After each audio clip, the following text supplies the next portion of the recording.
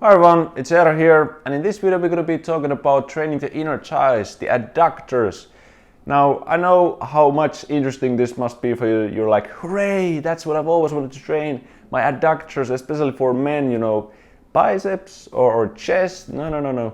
You just want to have a big, bulgy inner thighs, am I right? Probably not, but my point here is that 99% of you is probably not training enough of your adductors, inner areas. Many of you are probably not training them at all. And what this does is you're severely limiting basically the potential of force production in your legs. You're limiting your overall leg strength and functionality in them. Adductors is basically just like any other muscle group.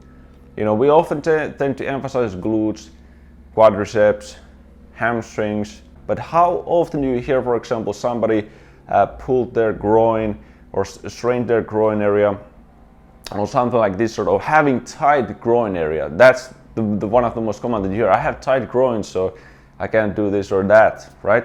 So it's a common issue, and I think we're not really focusing perhaps enough on the inner thigh area. And this is no wonder, because basically most training styles, training programs neglect this area. They neglect almost half of the lower body. But so the way I basically came up to this exercise that I will share in this video, which is the adductor plank, is I found that my inner thighs are actually quite weak, relatively weak, and they were a limiting factor in many things that I were doing. And I wanted to come up with something that's doable with body weight. It's kind of convenient to do, easy to do anywhere. And so that's how I came up with this adductor plank exercise. So this adductor plank is not only your adductors, it's extremely crucial for your obliques muscles as well, because of the stabilization that they really need to do in this exercise. And at the same time, because it's a plank, usually planks also train shoulders, and this is also, you know, stabilizing on single arm basically means that your scapular and shoulder stability are going to be trained as well. But so the thing about adductors, as I explained, just like any other muscle group, very important regarding the proper activation of other leg muscles as well. If you want to have that optimal activation in your glutes or hamstring, for example, you need stabilization from your inner thighs.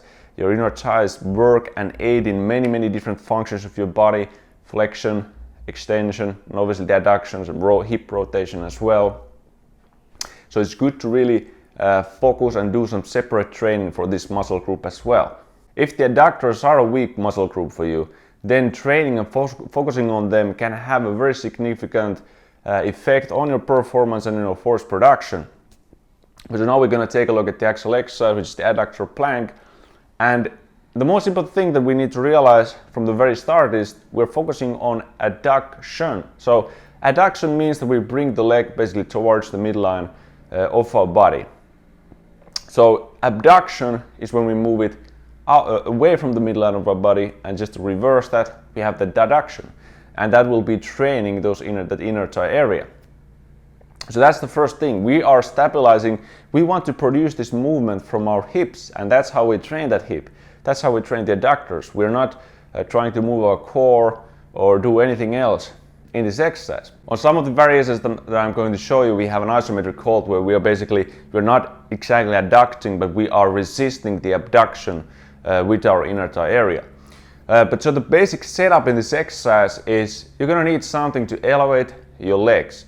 So in this video I'm using like this kind of where you can do like box jumps on it, but you can use just a regular exercise bench. You can, if you're at your home, you can use a couch, on the edge of a couch, anything basically that lets you elevate your legs, because this is an elevated single leg side plank basically, where we keep the lower leg in the air.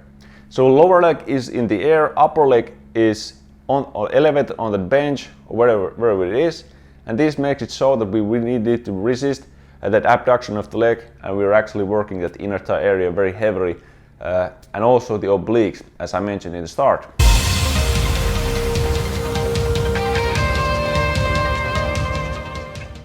So I have three variations of this adductor plank for you to try, and the first one is the one where the top leg moves, so the upper leg, and this is perhaps the most intense variations And the way we start is basically you set up that side plank with a single leg.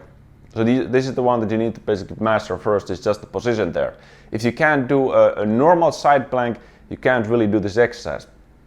So you set up the position, then slowly you tighten up your core very much. It needs to be extremely stiff in this one. That's why we really have to focus on those obliques as well. So tight core, and from there you start to slowly abduct the leg, because you're dipping the hips, means that the leg is moving, and again it's abducting, moving away from the midline of the body.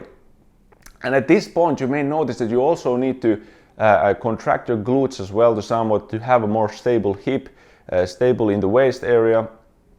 And then you lower to your max on individual max depth. It doesn't have to be even that deep. You just need to have that motion there.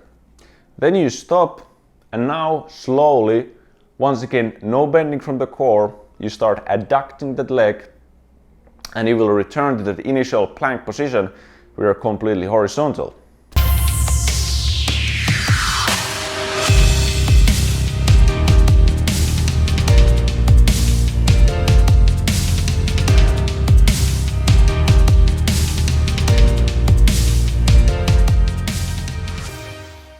The second variation is the one where your lower leg actually moves.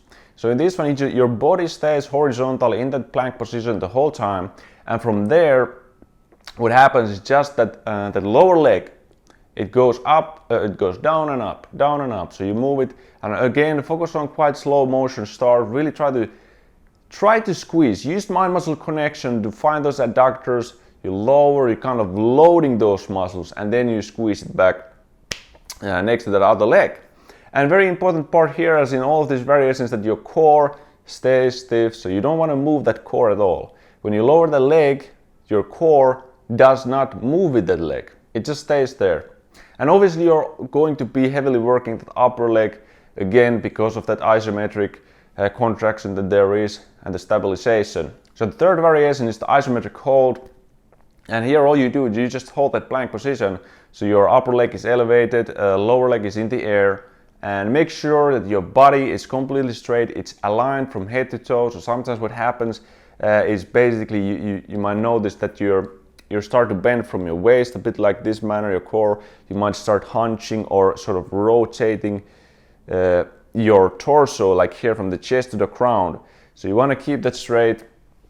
Keep your head straight as well. Everything is aligned. Just practice holding that there. And this is already going to be very intense, and you should feel this in your inner thighs, obliques, and quite possibly in the shoulder as well. We already came across some of the common mistakes that you might be doing with this exercise, but we're going to review those now. And so the first one is that your core moves.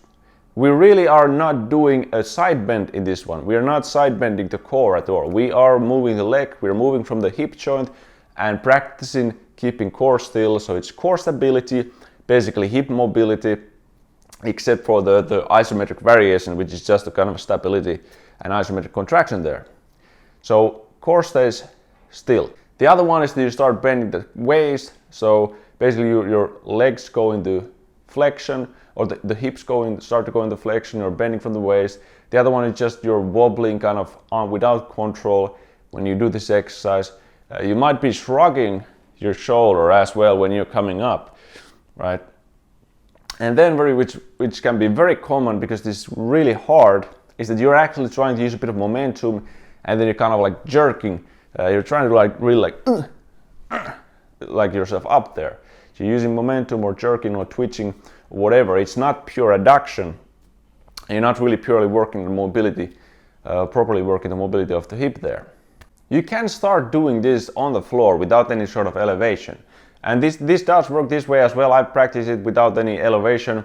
The thing is that it's not as convenient to do, for example, the actual adduction, the dipping the hips, because you don't have the elevations, you don't have as much range there. But it is still doable. And especially the isometric variation is perfect to do on the floor if you want to practice it that way.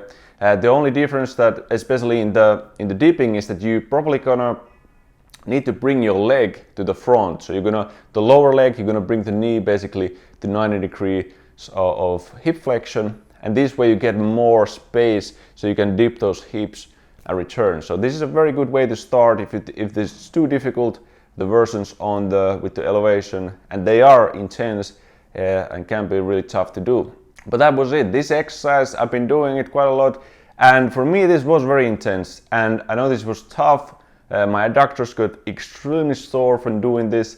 I know there's a big difference also in how I feel then kind of afterwards in other exercises as well, that my adductors, inner thighs were supporting more and just seem more resilient. And I'd really be interested to hear that if you try this exercise, and let me know, like, how do you feel? Does it make any difference for you? Is it maybe too hard? Do you feel a good contraction? And you can comment below. But that's it for this time, and I will see you in the next video.